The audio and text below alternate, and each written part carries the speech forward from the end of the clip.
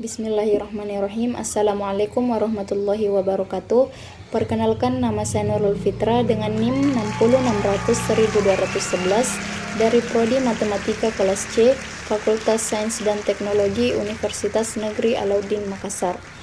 Pada video kali ini saya akan menjelaskan beberapa poin sebagai tugas final dari mata kuliah Pendidikan Kewarganegaraan. Yang pertama, kenapa kita harus belajar PKN?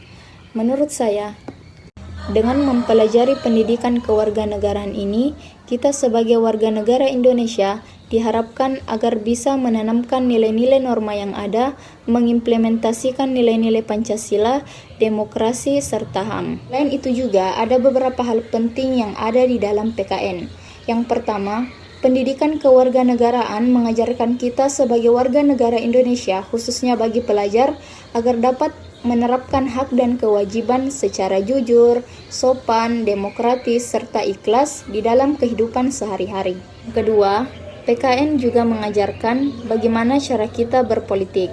Nah, maksudnya di sini, bagaimana kepedulian kita terhadap politik yang ada di Indonesia dengan menjalin hubungan yang baik antara masyarakat dengan pemerintah. Yang ketiga atau yang terakhir, PKN juga memberikan pengajaran bagaimana cara kita bekerja sama, saling menghormati, bertoleransi antara satu dengan yang lain sesama warga negara Indonesia. Kita melangkah ke pertanyaan kedua, yakni apa saja yang saya ketahui tentang Indonesia. Indonesia merupakan sebuah negara kepulauan terbesar di dunia. Memiliki 17.000 pulau, namun hanya ada 7.000 pulau yang berpenghuni. Sulawesi, Kalimantan, Jawa, Sumatera, dan Papua merupakan 5 pulau utama yang ada di Indonesia. Nah, selain itu, Indonesia juga memiliki pulau-pulau kecil. Salah satunya adalah Bali, yang merupakan tujuan wisata lokal maupun internasional. Hingga saat ini, Indonesia memiliki 34 provinsi, dan Indonesia terletak di kawasan Asia Tenggara yang diapit oleh 2 benua dan 2 samudra, yakni benua Asia dan benua Afrika, serta Samudra Hindia dan Samudra Pasifik. Indonesia juga memiliki 2 musim, yakni musim penghujan dan musim kemarau.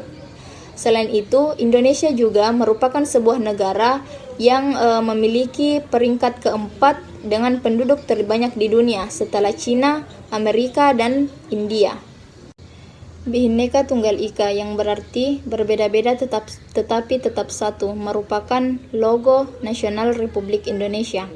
Logo ini menggambarkan bahwasanya masyarakat Indonesia yang majemuk tetapi tetap satu.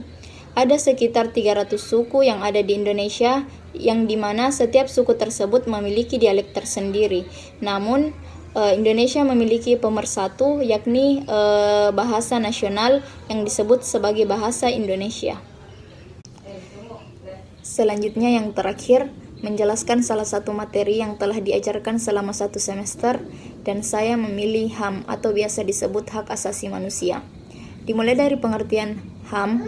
HAM adalah hak yang melekat pada diri seseorang sejak ia dilahirkan, yang berlaku seumur hidup dan tidak dapat diganggu-gugat oleh siapapun. Nah, yang kedua, bagaimana HAM di Indonesia? Hak asasi manusia di Indonesia bersumber dan bermuara pada Pancasila. Artinya, HAM mendapat jaminan kuat dari falsafah bangsa, yaitu Pancasila.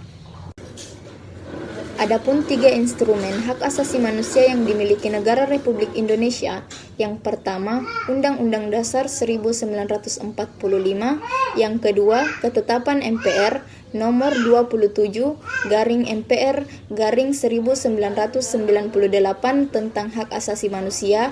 Dan yang ketiga, Undang-Undang nomor 39 tahun 1999 tentang hak asasi manusia.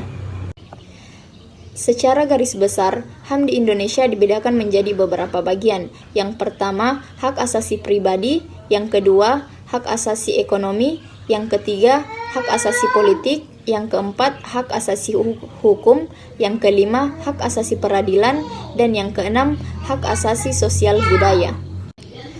Selanjutnya mengenai undang-undang yang mengatur HAM di Indonesia. Yang pertama, hak untuk hidup diatur dalam pasal 4. Hak untuk berkeluarga diatur dalam pasal 10, hak untuk mengembangkan diri diatur dalam pasal 11-16, dan hak untuk memperoleh keadilan diatur dalam pasal 17-19. Nah, itu hanya beberapa contoh dari undang-undang yang mengatur HAM di Indonesia. Selanjutnya kita masuk pada contoh kasus HAM yang biasa terjadi baik di lingkungan sekolah, keluarga, maupun masyarakat. Nah, yang pertama kita masuk ke lingkungan sekolah. Adapun kasus HAM yang biasa terjadi yakni kasus bully antara satu siswa dengan yang lainnya, tindakan kekerasan guru kepada siswa tanpa alasan yang jelas. Selanjutnya kasus tawuran antar kelas maupun antar tingkatan dan guru yang sering membeda-bedakan antara siswa satu dengan yang lainnya. Nah, selanjutnya kita masuk pada contoh kasus HAM yang sering terjadi di lingkungan keluarga. Yang pertama, seorang anak yang dilarang menuntut ilmu. Yang kedua, kekerasan dalam rumah tangga, baik yang dilakukan ayah terhadap keluarga maupun ibu terhadap anak, dan pembunuhan yang dilakukan oleh anggota keluarga yang satu dengan yang lainnya. Dan yang terakhir kita masuk pada contoh kasus pelanggaran HAM yang sering terjadi di lingkungan masyarakat, misalkan pembunuhan, pemerkosaan, maupun pencurian antara tetangga yang satu dengan yang lainnya. Nah, lalu tentu ada upaya yang dapat dilakukan untuk pencegahan HAM di Indonesia. Yang pertama, meningkatkan kerjasama yang harmonis baik di lingkungan keluarga, masyarakat, maupun sekolah. Yang kedua, meningkatkan kesadaran diri bahwa apa yang sebenarnya dilakukan itu kurang tepat. Dan yang ketiga, memahami dan dapat menerapkan hak asasi manusia dimulai dari perbuatan yang baik. Sekian video dari saya, kurang lebihnya mohon dimaafkan dan semoga dapat bermanfaat. Wassalamualaikum warahmatullahi wabarakatuh.